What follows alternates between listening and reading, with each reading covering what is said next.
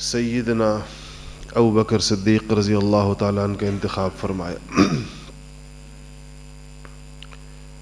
یہ بھی میں نے آپ سے عرض کیا تھا پچھلے ہفتے کہ سیرت النبی کا یہاں پر ایک اہم موڑ ہے یہ جو ہجرت ہے،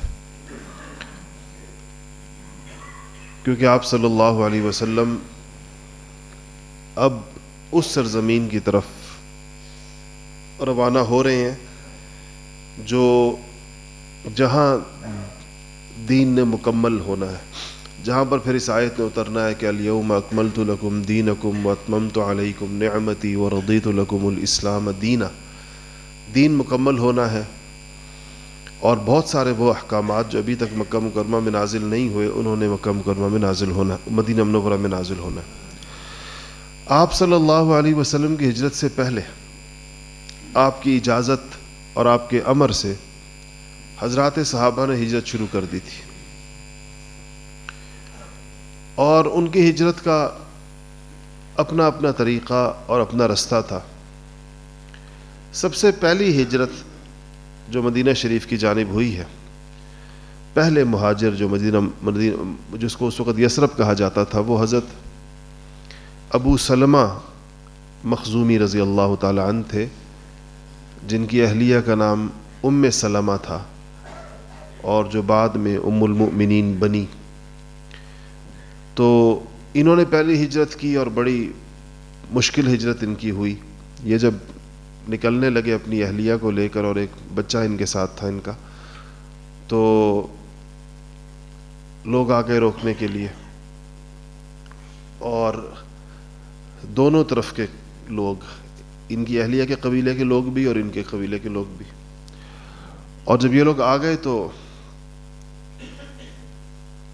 انہوں نے ان لوگوں نے ان سے کہا کہ تم نہیں جا سکتے، اور اس مسئلے میں ان کے خاندان اور ان کی اہلیہ کے خاندان کا بھی جھگڑا ہوا آپس میں، اور انہوں نے کہا کہ ہم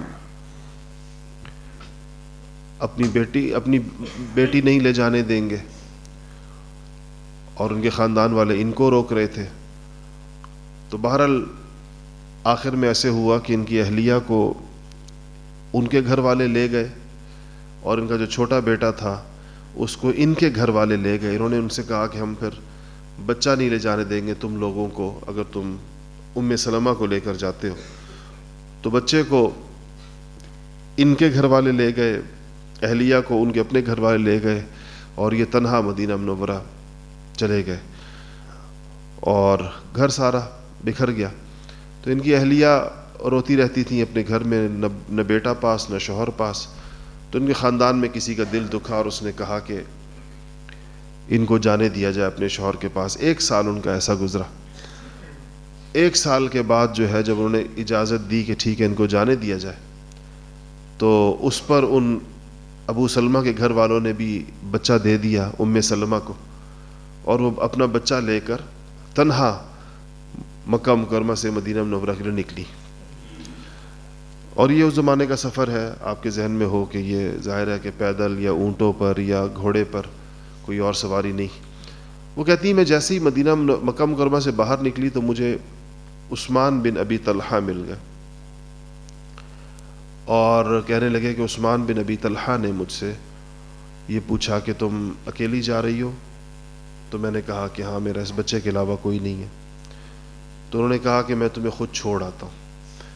ام سلمہ کہتی ہیں کہ میں نے اپنی زندگی میں عثمان بن ابی طلحہ سے زیادہ شریف النفس، ہمدردی اور خیرخواہی کرنے والا انسان کوئی نہیں دیکھا۔ یہ مجھے لے کر چل پڑے، اور کہتی ہیں کہ یہ جہاں پر بھی رکنا ہوتا تھا تو یہ اونٹ بٹھا کر خود دور ہو جاتے تھے، میں اطمینان سے اتر سکتی تھی۔ ضروریات پوری کرنے کے بعد پھر جب مجھے سفر کرنا ہوتا تھا تو یہ دوبارہ اونٹ بٹھا کر ایک طرف ہو جاتے تھے، دور ہو جاتے تھے۔ ایک خاتون کو کسی سواری پر اترنے چڑھنے میں جو مشکل پیش آ سکتی ہے، تاکہ وہ آسانی کے ساتھ اتریں اور چڑھیں۔ اور کہتی ہیں کہ اس کے بعد یہ مجھے اس طرح چلاتے ہوئے لے جاتے، مجھے آگے آگے یہ چلتے تھے، اور اونٹ کی مہار انہوں نے پکڑی ہوئی تھی، اور اس طریقے سے یہاں تک کہ ہمیں قباء کا جو محلہ تھا جہاں پر بعد مسجد قباء بنی، تو کہتی ہیں کہ وہاں اس محلے تک انہوں نے مجھے پہنچایا. مدینہ کے مضافات مدینہ منورہ سے 3 میل باہر تھا وہ. تو فرماتی ہیں کہ جب وہاں پہنچا دیا تب انہوں نے مجھ سے کہا کہ یہ وہ بستی ہے جس میں تمہارے شوہر موجود ہیں، تو تم چلی جاؤ، اور وہاں سے واپس ہو گئے. تو ان عثمان بن طلحہ کی جو شرافت ہے یا ان کی ہمدردی اور ان کی خیرخواہی کا ذکر حضرت ام سلمہ رضی اللہ تعالیٰ عنہ فرمایا کرتی تھی. اچھا، ایک ہجرت اور ہے جو بالکل ایک اور انداز میں ہوئی ہے، اور وہ ہجرت ہے حضرت سیدنا فاروق اعظم رضی اللہ تعالیٰ عنہ کی. حضرت نافع مشہور شخصیت ہیں، اور یہ حضرت عبداللہ ابن عمر کے غلام تھے. بعد میں انہوں نے بڑا علم حاصل کیا، غلام سے بڑے عالم بنے، اور ان سے حدیث شریف کی بہت ساری روایات عبداللہ ابن عمر سے یہی ان کے شاگرد حضرت نافع بھی کرتے ہیں. وہ واقعہ بیان کرتے ہیں عبداللہ ابن عمر رضی اللہ تعالیٰ عنہ کے واسطے سے کہ حضرت عبداللہ ابن عمر رضی اللہ تعالیٰ عنہ کہتے ہیں کہ حضرت عمر فاروق رضی اللہ تعالیٰ عنہ نے ہجرت کیسے کی. کہتے ہیں کہ 3 لوگ تھے یہ، ایک کا نام عیاش تھا، اور ایک کا نام ہشام تھا، اور ایک عمر ابن خطاب تھے. انہوں نے اکٹھے نکلنے کا طے کیا. تو کہتے ہیں یہ ہوا کہ ایک جگہ اکٹھے ہوں گے اور پھر وہاں سے یثرب کے لیے چلیں گے. تو کہتے ہیں وہاں سے جس دن ہمارا اور اگر کوئی جو جگہ طے کی تھی کہ یہاں تینوں پہنچیں گے، اگر کوئی نہ پہنچ سکا تو باقی ہجرت کریں گے، یہ بھی طے ہو گیا تھا. کسی کو کسی مجبوری کی وجہ سے کسی نے روک لیا تھا. تو اس پر حضرت عمر کی جو روانگی کا قصہ ہے وہ حضرت علی مرتضیٰ شیر خدا رضی اللہ تعالیٰ عنہ وہ بیان فرماتے ہیں. حضرت علی کہتے ہیں کہ میں نے جہاں تک میں جانتا ہوں تو تمام مہاجرین نے، مکہ سے جانے والوں نے ہجرت جو ہے وہ خفیہ کی ہے، سوائے عمر ابن خطاب رضی اللہ تعالیٰ عنہ کے، کہ انہوں نے ہجرت جو ہے وہ اعلانیہ کی. اور کہتے ہیں جس روز انہوں نے ہجرت کا ارادہ کیا تو اپنی تلوار اپنے گلے کے اندر ڈالی، اپنی کمان، تیر کے ساتھ جو کمان ہوتا ہے اس کو کندھے کے اوپر رکھا، تیر اپنے ہاتھوں کے اندر لے لیے، اور اس کے بعد اپنا نیزہ اپنی کمر کے ساتھ لٹکایا. اب نیزہ کمر کے ساتھ ہے، ایک طرف کمان دوسری طرف ہے، تیر ہاتھ کے اندر ہے، تلوار ایک ہاتھ میں تیر ہے، ایک ہاتھ میں تلوار ہے. اس پورے طور پر مسلح ہو کر، جیسے ایک انسان جتنا مسلح ہو سکتا ہے اس دور کے اسلحے کے حساب سے، وہ سارے طور پر مسلح ہو کر عمر فاروق پہنچے بیت اللہ. بیت اللہ سب لوگوں کے بیٹھنے کی جگہ تھی، وہاں لوگ مختلف ٹولیوں کے اندر سارا دن بیٹھتے تھے. تو جب بیت اللہ پہنچے تو وہ وہاں لوگ بیٹھے ہوئے تھے مختلف ٹولیوں کے اندر. تو عمر فاروق رضی اللہ تعالیٰ عنہ نے سب سے پہلے طواف کیا، 7 چکر پورے کیے. طواف مکمل کرنے کے بعد ایک ٹولی کے پاس گئے جو لوگ وہاں بیٹھے تھے، اور ان سے کہا کہ تم میں سے جو یہ چاہتا ہو کہ اس کی ماں اس کو روئے، اور یہ چاہتا ہو کہ اس کی بیوی بیوہ ہو، اور یہ چاہتا ہو کہ اس کی اولاد یتیم ہو، جس کی یہ 3 خواہشیں ہوں کہ اس کی ماں اس کو روئے، اس کی بیوی بیوہ ہو، اور اس کے بچے یتیم ہو، تو وہ شخص میرا رستہ روک لے، میں یثرب جا رہا ہوں. تو کہتے ہیں کہ یہ ہر ٹولی میں تنہا تھے، اکیلے تھے، اور یہ ہر ٹولی کے اندر یہ اعلان کرنے کے بعد اسی کر و فر اور اسی شان کے ساتھ بیت اللہ شریف سے نکلے اور یثرب کی طرف روانہ ہو گئے. اور کسی شخص میں یہ ہمت نہیں ہوئی کہ اٹھ کے عمر فاروق سے کا رستہ روک سکے یا اسے پوچھ سکے کہ آپ کیسے اور کس طرف جا رہے ہیں. تو یہ اس طریقے کے ساتھ پھر وہ ایک لمبا قصہ ہے کہ ان کے ساتھیوں کے ساتھ کیا ہوا اور وہ کیسے پہنچے یا نہیں پہنچے. اگر وہ سناؤں گا تو بات لمبی ہو جائے گی کہ ان کے باقی جو 2 ساتھی تھے ان کے ساتھ جو عیاش بن ابی ربیعہ اور ہشام بن عمر، انہوں نے ہشام بن العاص، ان کے ساتھ ان کے مسائل پیدا ہوئے بیچ میں، بڑی مشکل سے وہ پکڑے بھی گئے، واپس بھی گئے. یہ سارا ایک لمبا چوڑا بہرحال قصہ ہے. ایک ہجرت حضرت صہیب رومی نے فرمائی، اور ان کی ہجرت کا چونکہ ذکر آتا ہے سیرتی کتابوں کے اندر کہ یہ حضرت صہیب جو تھے ان کا اپنا وطن تو کوئی عراق کے آس پاس دجلہ و فرات کے قریب کہیں پر تھا. وہاں سے اسی ان کو رومی کہا جاتا ہے، صہیب رومی، روم کے تھے اس زمانے میں، وہ روم کی سلطنت کے اندر داخل تھا وہ علاقہ. تو بہرحال اگرچہ یہ علاقہ شروع میں ابتدا میں روم میں نہیں تھا، بلکہ روم نے جب اس کو فتح کر لیا اور یہ ایک چھوٹے سے تھے اور ان کو غلام بنا لیا، تب جا کر یہ جو ہے بکتے ہوئے مکہ پہنچے. یہاں پر ان کو کوئی بندہ لے آیا اور پھر کسی نے خرید کر ان کو آزاد کر دیا. آزاد ہو گئے، مکہ کے اندر ہی رہائش پذیر ہو گئے اور انہوں نے یہاں پر کاروبار کرنا شروع کیا. ابتدائی زمانے کے اندر مسلمان ہو گئے اور ان کے اس کاروبار میں اللہ جل شانہ نے برکت عطا فرمائی اور کافی مالدار ہو گئے.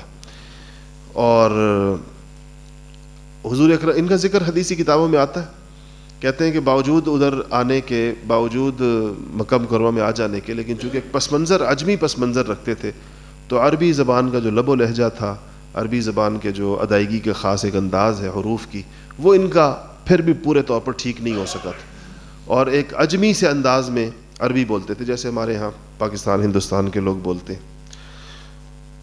اور حضور اکرم صلی اللہ علیہ وسلم کے ساتھ بڑی بے تکلفی کا تعلق بھی تھا. آپ صلی اللہ علیہ وسلم کے ساتھ مجلس کے اندر مزاح بھی ہوتا تھا.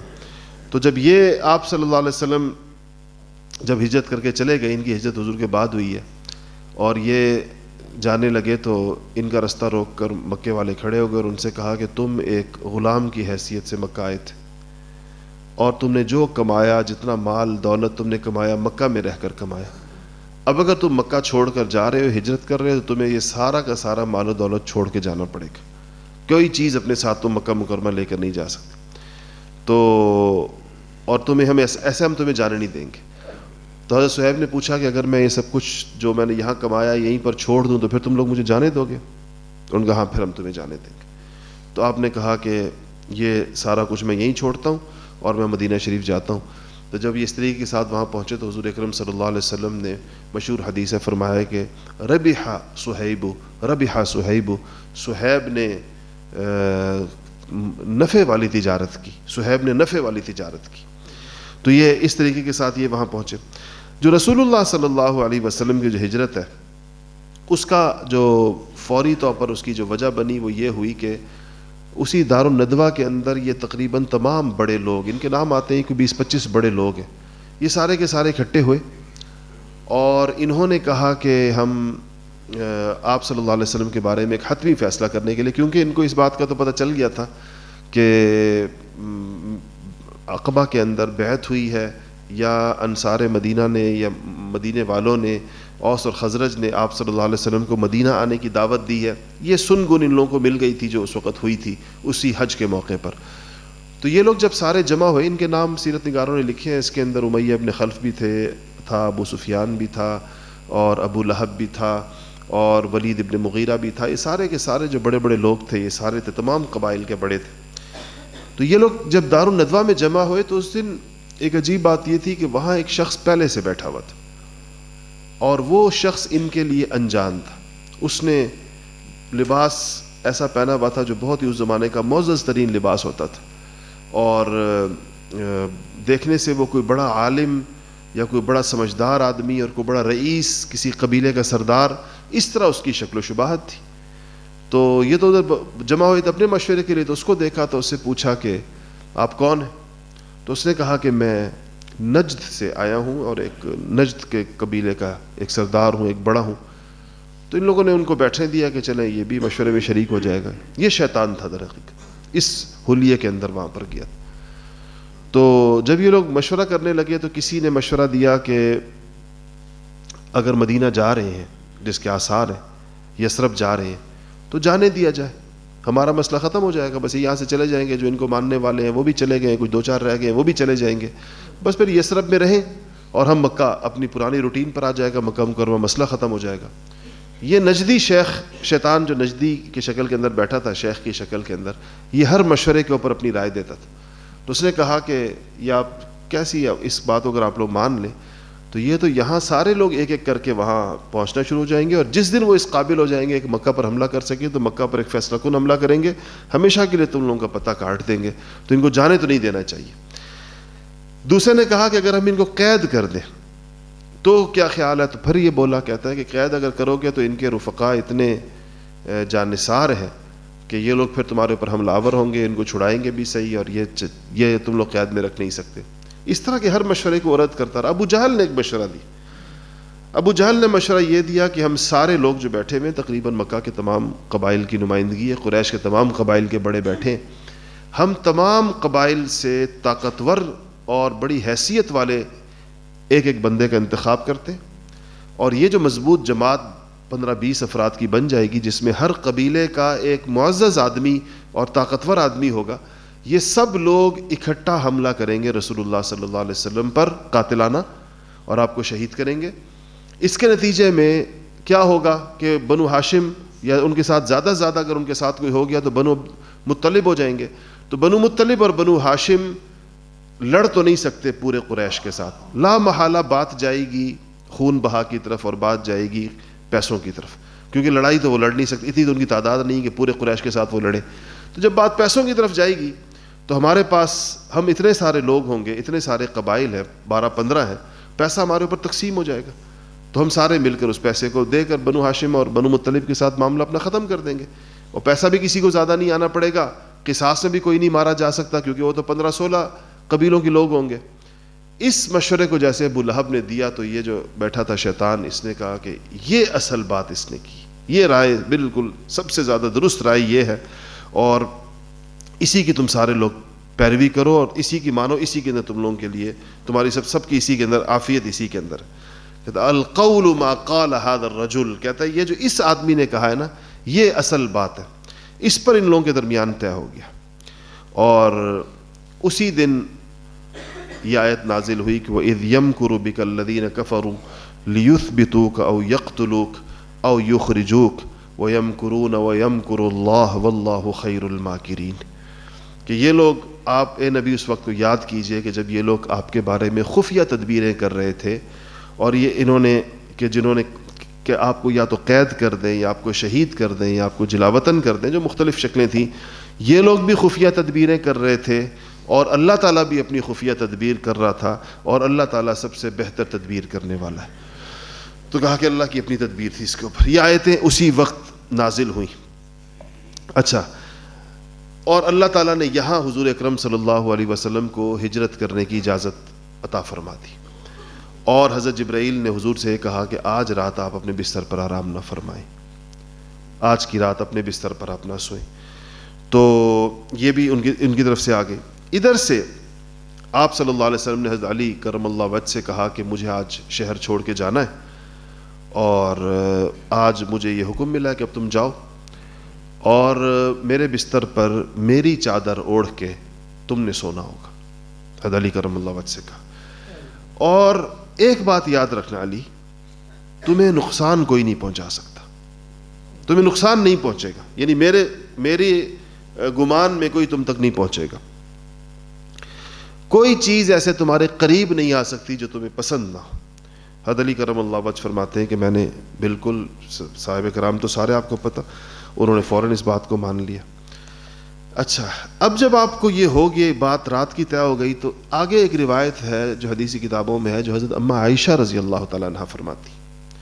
اماں عائشہ فرماتی ہیں کہ ہم اپنے گھر میں بیٹھے ہوئے تھے, اور اتنے میں حضرت بکر صدیق رضی اللہ تعالیٰ عنہ نے دیکھا کہ دوپہر کو حضور اکرم صلی اللہ علیہ وسلم اپنے سر کے اوپر ایک چادر اوڑھے, کپڑا ڈالے ہوئے, جیسے کوئی اپنے چہرے کو تھوڑا سا چھپا لیتا ہے, اس طرح تیز تیز قدموں سے چلتے ہوئے تشریف لا رہے. تو کہتے ہیں کہ حضرت بکر رضی اللہ تعالیٰ عنہ نے فرمایا کہ ضرور کوئی بات ہے, یہ وقت تشریف آوری کا نہیں ہے, اور آپ جو اس وقت میں آ رہے ہیں دوپہر کے اندر اس طریقے کے ساتھ اپنے سر کے اوپر چادر ڈال کر, تو ضرور کوئی اہم بات ہے. تو کہتے ہیں اتنے میں آپ تشریف لے آئے, اندر آنے کی آپ نے اجازت طلب کی گھر میں آنے کی, اور آپ اندر آ گئے. تو کہا کہ میں ابو بکر سے کہا, ابو بکر لوگوں کو اٹھا دو, میں تم سے کوئی بات کرنا چاہتا ہوں, لوگوں کو اٹھا دو.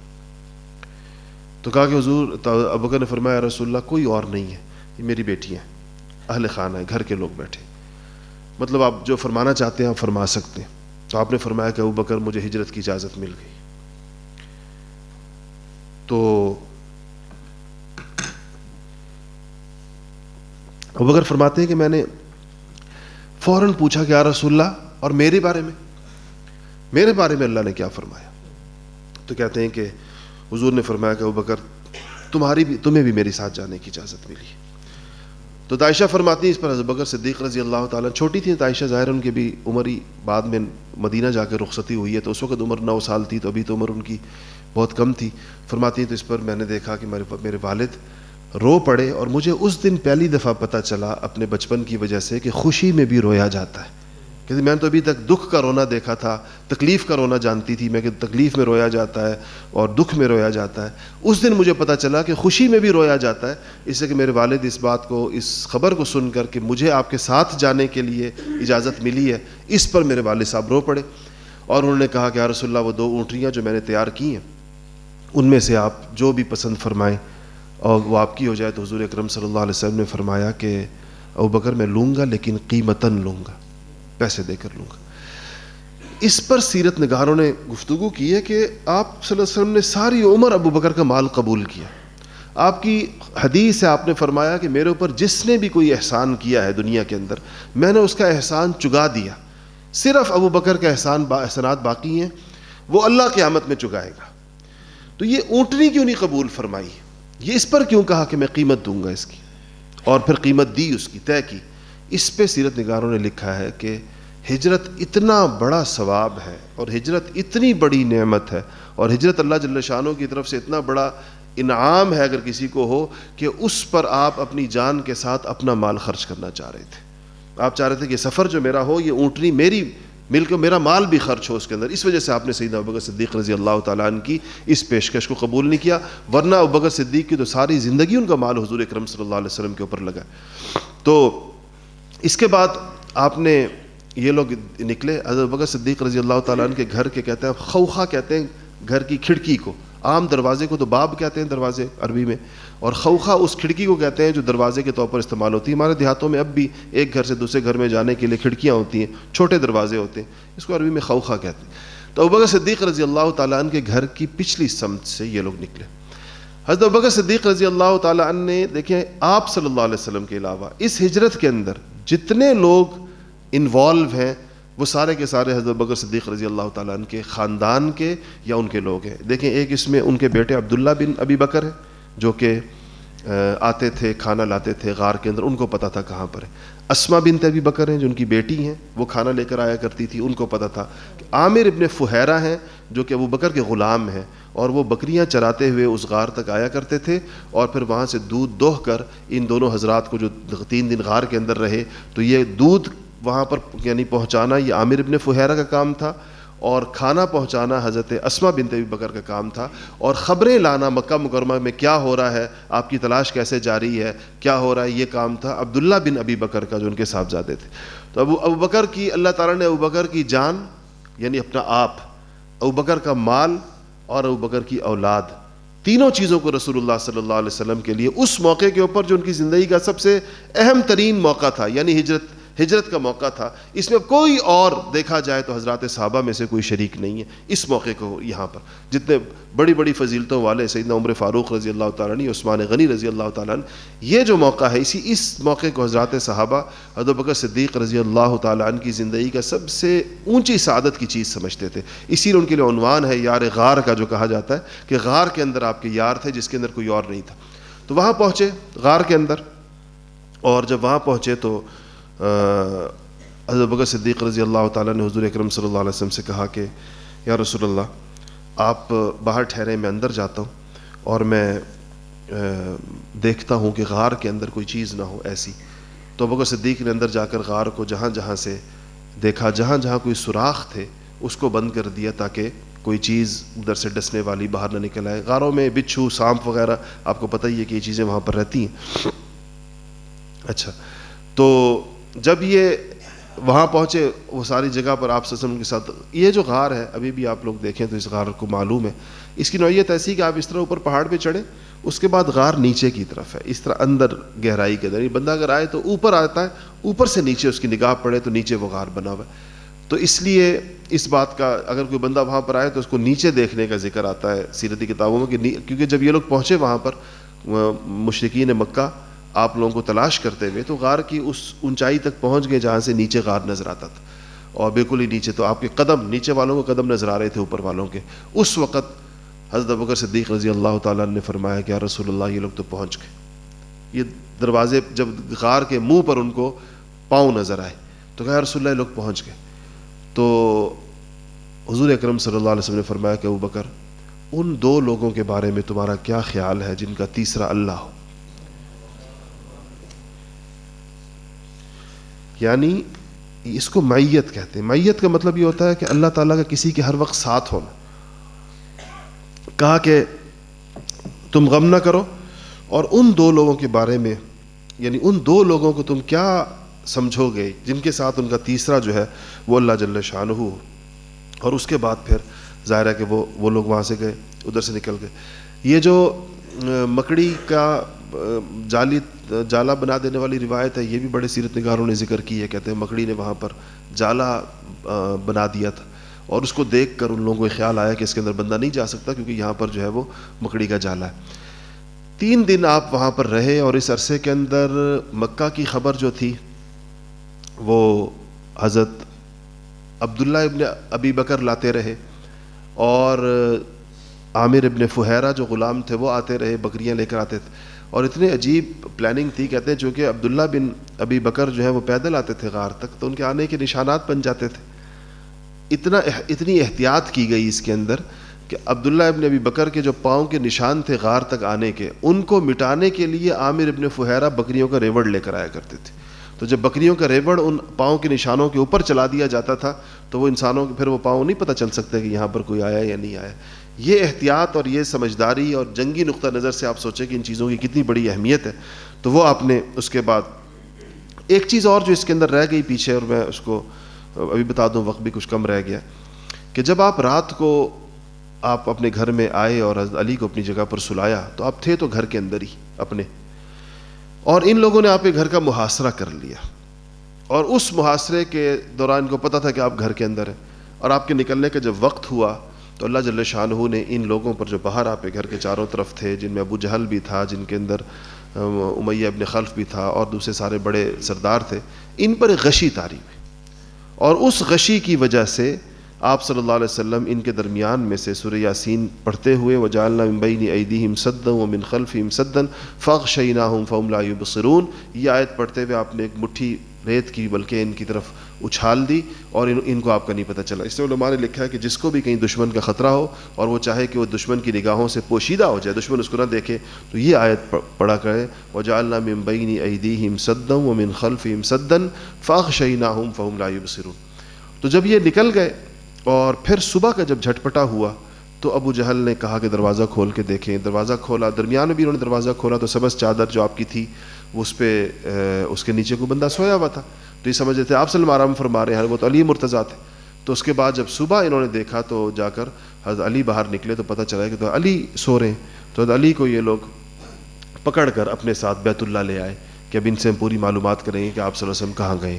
اور حضرت علی رضی اللہ تعالیٰ عنہ کو حضور اکرم صلی اللہ علیہ وسلم نے کوئی تفصیل نہیں بتائی تھی, اور یہ بھی ایک طریقہ رہا آپ کا ہمیشہ کہ آپ جس بندے سے جو چیز متعلق ہوتی تھی اسی کو اس کا علم ہوتا تھا. اب اگر وہ حضرت علی رضی اللہ تعالیٰ عنہ پر جتنا بھی تشدد کریں تو ان سے وہ کوئی چیز اس لیے نہیں معلوم کر سکتے تھے کہ ان کو نہ آگے کا رستہ پتہ تھا, نہ ان کو یہ پتہ تھا کہ آپ کس کے ساتھ گئے ہیں, نہ یہ پتہ تھا کہ کس طرف گئے ہیں, اور نہ یہ پتہ تھا کہ وہ غار میں رہیں گے, اب وہ کہاں جائیں گے. تو یہ تفصیلات آپ کی ہمیشہ سے عادت رہی, اور آپ نے فرمایا بھی ہے کہ اپنے امور میں اپنے کاموں کی انجام دہی میں ان کو خفیہ رکھنے سے مدد لیا کرو. مطلب ایک اور آپ کا طریقہ ہمیشہ یہ رہتا تھا کہ جب آپ سفر فرماتے تھے تو آپ پوچھتے تھے کہ یہ کسی طرف کے کہ یہ جو رستہ ہے, ایک طرف کا اشارہ کر کے اس رستے کی تفصیلات پوچھتے تھے. لوگ اس کی تفصیلات بیان کرتے تھے اور اس کے بعد پھر آپ خاموشی کے ساتھ دوسرے رستے کو اختیار کرتے تھے اور اس سے سفر فرمایا کرتے تھے. یہ سارے اسباب ہیں جو آپ نے اختیار کر کے امت کو سبق دیا کہ امت کو ان چیزوں میں اسباب کو اختیار کرنا چاہیے. تو جب یہ لوگ دیکھا کہ علی کچھ نہیں بتا پا رہے ہیں تو ابو جہل جو ہے وہ بڑا غصے کے اندر دندناتا ہوا سیدھا حضرت بکر صدیق کے گھر پہنچا. اس کو یقین تھا کہ یہ ان کو ضرور پتہ ہوگا. تو جب یہ وہاں پر پہنچا تو اسما بنت ابی بکر, حضرت اسما جو بڑی بیٹی تھی, وہ باہر نکلی. تو بکر نے پوچھا کہ تمہارا باپ کدھر ہے؟ حضرت اسما سے پوچھا. تو حضرت اسما نے کہا کہ مجھے نہیں پتہ, اور ان کو پتہ نہیں بھی تھا. تو اس وقت تک پتہ نہیں تھا, اس کے بعد وہ آئی تھی غار کے اندر. تو اس پر ابو جہل نے ایک زوردار تھپڑ حضرت اسما کے گال کے اوپر مارا. حضرت اسما کہتی ہیں کہ وہ اتنا زور کا مجھے لگا کہ میرے کان کی بالی میرے کان سے نکل کر دور جا گری. اتنی زور کا کہتی ہیں کہ مجھے تھپڑ اس کا میرے منہ پر لگا. اور اس کے بعد وہ پھر دوبارہ تلاش کے اندر چاروں طرف لوگوں کو دوڑا دیا کہ سب پتہ کرو کدھر گئے. اور سخت یہ لوگ سٹ پٹائے کہ ہماری بالکل اسکیم جو ہے وہ آخری مرحلے کے اندر جا کر فیل ہو گئی. جس رات ہم نے ایک فیصلہ کن چیز طے کی تھی اس رات ہی یہ سارا کچھ ہو گیا. اس لیے اللہ تعالیٰ نے فرمایا تھا کہ یہ اپنا مکر کر رہے ہیں اور ہم اپنا مکر کر رہے ہیں. آپ نے دعائیں پڑھی اور اس کے بعد آپ خیر وہاں پر پہنچے. 3 دن آپ رہے ہیں اس کے اندر, اس غار ثور کے اندر. اور 3 دن رہنے کے بعد پھر آپ یہاں سے باہر نکلے مدینہ کے لیے. اور یہاں پر ایک بندہ تھا جس کے بارے میں یہ مشہور تھا کہ یہ شخص جو ہے وہ مسلمان نہیں تھا لیکن قابل اعتماد تھا, کہ یہ شخص جو ہے یہ راستوں کو جانتا ہے بہت اچھے طریقے کے ساتھ. تو آپ اس رستے پر نہیں سفر کرنا چاہ رہے تھے جو مدینہ کا مشہور رستہ تھا. یہاں جیسا میں اکثر کہتا ہوں کہ سیرت پڑھاتے ہوئے اس بات کا احساس ہوتا ہے کہ کوئی پروجیکٹر ہو تو اس سے, لیکن یہاں ہمارے پاس کوئی ایسی پروجیکٹرز تو بہت ہے, یہ شکل نہیں کہ جس سے آپ سب کو نظر آ سکے. اس میں یہ نقشوں کے اندر یہ پتہ چلتا ہے کہ آپ اس کو ان نقشوں کو دیکھیں تو آپ کو پتہ چلے گا کہ عام لوگوں کا مدینہ منورہ یثرب جانے کا رستہ کون سا تھا اور حضور اکرم صلی اللہ علیہ وسلم نے کون سا رستہ اختیار کیا. اس کی پوری تفصیلات سیرت نگاروں نے جمع کی ہیں. اس چھوٹے سے چھوٹے گاؤں کا بھی ذکر کیا ہے جس چھوٹے سے چھوٹے گاؤں سے آپ گزریں, اور اس میں آپ دیکھیں گے کہ وہ جو عام رستہ تھا لوگوں کے جانے کا یثرب کی طرف وہ بالکل اور ہے, اور رسول اللہ صلی اللہ علیہ وسلم کا جو رستہ تھا وہ بالکل اور ہے. اس موقع ابو بکر صدیق رضی اللہ تعالیٰ عنہ کی پھر رفاقت بھی ہے اور آپ کے یہ غلام یہ بھی ساتھ ہیں. آپ نے جاتے ہوئے مکہ مکرمہ کی طرف جب آپ نکلنے لگے مکہ سے تو مکہ کی طرف رخ کر کے آپ نے فرمایا کہ اے مکہ, اگر ما اطیبک من بلد, تو کتنا اچھا شہر ہے, تو کتنا پاکیزہ ہے, واحب الی, اور تو مجھے کتنا زیادہ محبوب ہے. اگر میری قوم نے مجھ سے یہاں سے نہ نکالا ہوتا تو میں یہاں سے نہ جاتا. تم لوگوں نے اگر مجھے یہاں سے نہ میری قوم نہ نکالتی تو مکہ کو مخاطب کر کے آپ نے کہا کہ میں تجھے چھوڑ کر نہ جاتا اے بلد الامین, اے مکہ, تو مجھے انتہائی محبوب ہے, لیکن اگر جو ہے وہ یہ لوگ مجھے یہاں پر رہنے دیتے یا جو یہ لوگ مجھے یہاں سے نہ نکالتے. سیدنا ابو بکر صدیق رضی اللہ تعالی عنہ جو ہیں یہ اب جب آپ لوگ یہاں سے نکلے ہیں تو انہوں نے آپ کو بٹھایا اپنے ساتھ, ایک ہی اونٹ کے اوپر یہ دونوں تھے. اور کبھی حضرت ابو بکر صدیق رضی اللہ تعالیٰ عنہ آپ سے آگے ہو جاتے تھے, کبھی آپ سے پیچھے ہوتے تھے, کبھی آگے ہوتے تھے, کبھی پیچھے ہوتے تھے. حضور اکرم صلی اللہ علیہ وسلم نے پوچھا کہ اے ابو بکر تم کبھی آگے ہو جاتے ہو اور کبھی پیچھے ہو جاتے ہو, تو کیا مطلب اس وجہ اس کی پوچھی. ابو بکر نے فرمایا کہ یا رسول اللہ, جب میں پیچھے ہوتا ہوں اس خیال سے پیچھے ہو جاتا ہوں کہ کہیں پیچھے سے کوئی نہ پہنچے آپ پر تو میں پیچھے ہو جاتا ہوں. جب میں پیچھے ہو جاتا ہوں پھر مجھے خیال آتا ہے کوئی آگے سے کوئی نہ آ جائے, پھر میں آگے ہو جاتا ہوں اس کی وجہ سے. تو اس پورے سفر میں کبھی وہ آگے اور کبھی پیچھے کہ حضور اکرم صلی اللہ علیہ وسلم کو کسی قسم بھی کوئی تکلیف نہ پہنچے. اچھا, یہاں سے جب وہ نکلے اس کے اوپر اللہ جل شانہ ان کی حفاظت فرمائی, تو 3 چیزیں آگے رستے کے اندر جو ہے وہ بہت زیادہ مشہور اور بڑی شہرت والی ہیں کہ کیا ہوا. ایک تو آپ یہاں سے نکلتے ہوئے خیمے کے اندر پہنچے جس کو حدیث کی تمام کتابوں نے اس کو روایت کیا کہ وہ ایک عورت تھی جس کا نام ام معبد تھا. اس عورت سے حضرت بکر صدیق رضی اللہ تعالیٰ نے پوچھا کہ تمہارے پاس وہ اس کا شوہر یہ چرواہوں کا خاندان تھا یا بکریاں پالنے والے لوگ تھے, تو اس کے شوہر ساری بکریاں لے کر گئے ہوئے تھے. تو اس نے پوچھا کہ حضرت بکر نے پوچھا تمہارے پاس کوئی دودھ یا کوئی چیز ہے گھر کے اندر. تو اس عورت نے کہا کہ نہیں کچھ بھی نہیں ہے. تو حضور ایک بکری کھڑی نظر آئی گھر کے اندر, بالکل اتنی لاغر اور اتنی کمزور تھی کہ وہ اپنی ٹانگوں پر بھی کھڑی نہیں ہو سکتی تھی اور اس کے تھن بالکل چپکے ہوئے تھے. تو حضور اکرم صلی اللہ علیہ وسلم نے فرمایا کہ تم اجازت دو تو اس بکری کو دوہ لیں, یہ جو تمہارے گھر میں کھڑی سامنے کھڑی ہے. تو اس نے کہا کہ یہ تو وہ کمزور ترین بکری ہے جو اس لیے نہیں گئی باقی بکریوں کے ساتھ, میرے شوہر اس کو نہیں لے کر گیا, باقی سارا ریوڑ لے گیا کہ اس میں تو بکریوں کے ساتھ چلنے کی سکت بھی نہیں ہے, اس لیے گھر میں کھڑی رہ گئی ہے, اور دودھ نکلنا تو اس سے بہت دور کی بات ہے, تو چل نہیں سکتی.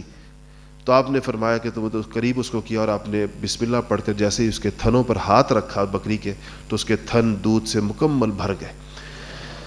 آپ نے منگوایا ایک بڑا, اس سے ام معبد سے کہا کہ ایک بڑا پیالہ دے دو.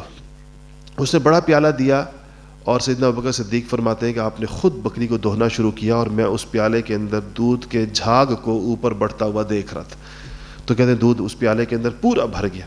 آپ صلی اللہ علیہ وسلم نے فرمایا کہ ام معبد کو, اسی خاتون کو جس کی بکری تھی, پیالہ اس کی طرف بڑھایا کہ پہلے وہ پیے, وہ بھی بھوکی بیٹھی تھی, اس کا شوہر بکریاں لے گیا تھا، اور وہ ساری بکریاں، قحط سالی کا ایسا زمانہ تھا اس وقت کے اندر. اس کے بعد آپ نے دیگر رفقا کو پلایا، اور اس کے بعد آپ نے خود نوش فرمایا، اور اس کے بعد اس میں اچھی خاصی مقدار میں وہ پیالے میں دودھ بچ گیا جو آپ نے ام معبد کو دے دیا کہ یہ رکھ لو، جو تمہارا شوہر آئے تو اس کو پلانا. شوہر آیا گھر میں تو اس نے کہا کہ آتے ہی اس کو سب سے پہلے جو چیز نظر آئی وہ دودھ تھا، اور یہ بھی اس کو پتا تھا کہ گھر کے اندر کون سی لاغر بکری وہ چھوڑ کر گیا ہے. تو اس نے سب سے پہلے اپنی بیوی سے کہا کہ یہ دودھ کہاں سے آیا؟ تو اس نے کہا کہ ایسا بابرکت انسان آیا تھا اور اس نے اس طرح مجھ سے بکری کا کہا اور میں نے اس کو دیا، تو یہ بکری کا دودھ اس نے نکالا اور یہ رہا. تو اس کے شوہر نے کہا کہ کیسا، مجھے پوری اس کی تفصیل بیان کرو. اس پر ام معبد نے حضور اکرم صلی اللہ علیہ وسلم کی شان، جو اس نے دیکھا، اس کو تو کچھ پتہ نہیں تھا، لیکن جو اس نے دیکھا وہ اس نے اشعار کے اندر بیان کی، اور یہ اشعار حدیثی کتابوں کے اندر ہیں کہ ام معبد نے حضور اکرم صلی اللہ علیہ وسلم کے بارے میں کیا کہا اپنے شوہر کو. تو انشاءاللہ اس کے بارے میں پھر اگلے ہفتے سے بات کریں گے. واخر دعوانا الحمدللہ رب العالمین.